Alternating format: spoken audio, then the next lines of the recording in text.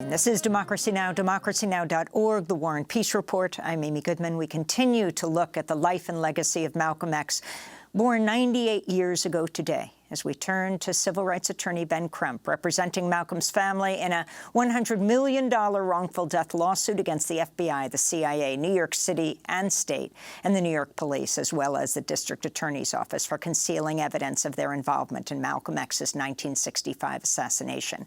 3 men were convicted of his murder, 2 of them fully exonerated in 2021. Ben Crump spoke on February 21st at the Malcolm X and Dr. Betty Shabazz Memorial and Educational Center, housed in the former Audubon Ballroom where Malcolm was shot dead on that day in 1965. I think what would have come of Malcolm had they not 58 years ago on this day assassinated one of the greatest thought leaders that was ever produced in the 21st century. How much more Malcolm had to give the world? And I often think about that, Dr. Davis, when I think about Trayvon. What would have come of 17-year-old Trayvon had he not been shot in the heart by some wannabe cop? What would have become Breonna Taylor, this queen who was just 2 semesters from getting her college degree, being a nurse, but she was executed with 9 bullets in her home while she was practically naked? What would have become of Botham Jean, young black man who was in his own apartment, minding his own business, when this white policewoman came and shot him while he was eating ice cream and watching TV, and then she had the audacity to say, Gina, self-defense. It was self-defense. But Tamara, it wasn't her house. It was Botham's house. And so we have to continue to stand up, speak up, and fight for our children and our loved ones. Because if we don't fight for our children and our loved ones, we can't expect nobody else to fight for our children and loved ones.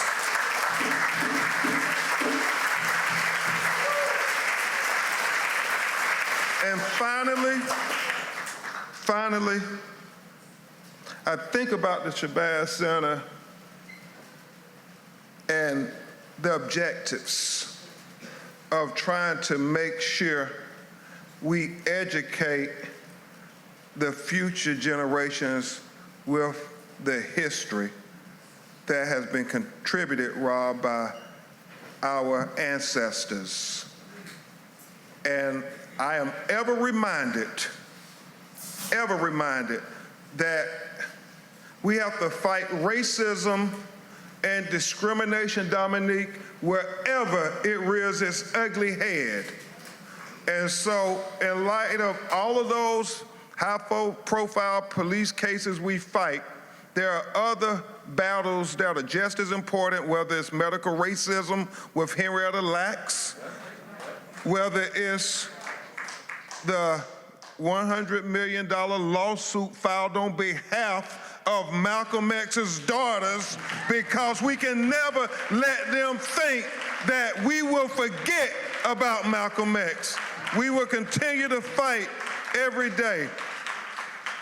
And we have to fight those who would try to rob our children and all children of learning about black history, like our governor in Florida, Ron DeSantis, who is trying to prohibit the teaching of advanced placement African American studies. And so I am on record, Attorney O'Neill, if he does not capitulate and allow the teaching of black history, we're going to sue him. We're going to sue him because, as Dr. Carter G. Woodson said, also known as the father of black history, if a race does not have a history, if it has no traditions that are respected and taught to the young people, then it becomes a negligible factor in the thought of the world and become in danger of being exterminated. And we refuse to let Governor DeSantis exterminate black history in Florida. We refuse to let anybody exterminate black history in any state in the United States of America, because black history is American history. And not only do black children need to know about black history, but white children especially need to know about black history. And so we will fight, because our children need to know that our history made this country what it is today.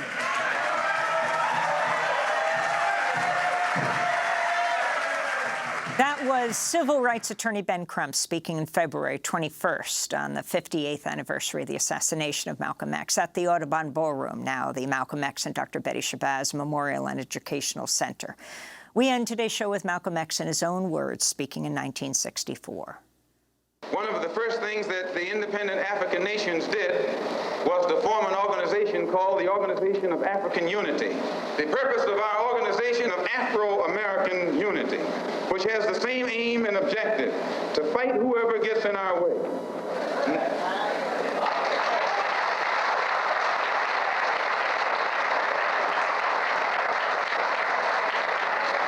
To bring about the complete independence of people of African descent here in the Western Hemisphere, and first here in the United States, and bring about the freedom of these people by any means necessary.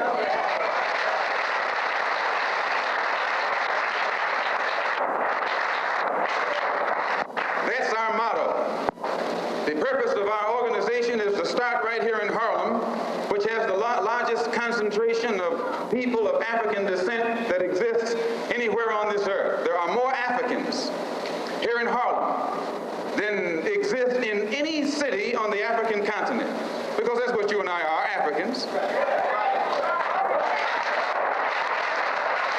The Charter of the United Nations, the Universal Declaration of Human Rights, the Constitution of the United States, and the Bill of Rights are the principles in which we believe, and that these documents, if put into practice, represent the essence of mankind's hopes and good intentions, desirous that all Afro-American people and organizations should henceforth unite so that the welfare and well-being of our people will be assured. We are resolved to reinforce the common bond of purpose between our people by submerging all of our differences and establishing non-sectarian constructive programs for human rights. We hereby present this charter. Number one, the establishment. The Organization of Afro-American Unity shall include all people of African descent in the Western Hemisphere. In essence, what it is saying, instead of you and me running around here seeking allies in our struggle for freedom, in the Irish neighborhood or the Jewish neighborhood or the Italian neighborhood, we need to seek some allies among people who look something like we do. And once we get their allies,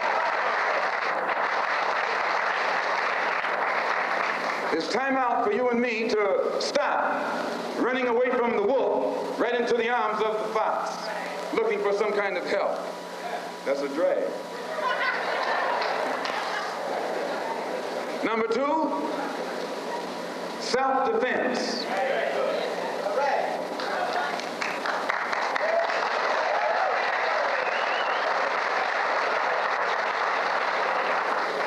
Since self-preservation is the first law of nature, we assert the Afro-American's right to self-defense.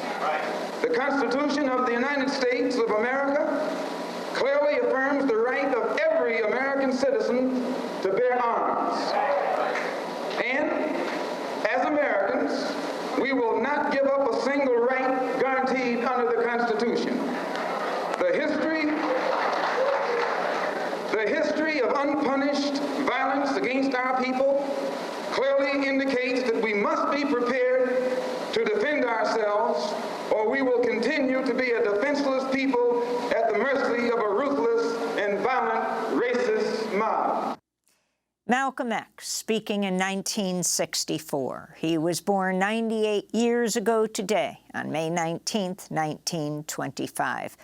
Go to democracynow.org to see the full event with Dr. Angela Davis, Ben Crump, Malcolm X's daughter, Ilyasa Shabazz, and many others at the Malcolm X and Dr. Betty Shabazz Memorial and Educational Center, the site of the Audubon Ballroom in New York City, where Malcolm X was gunned down February 21st, 1965. And that does it for our show.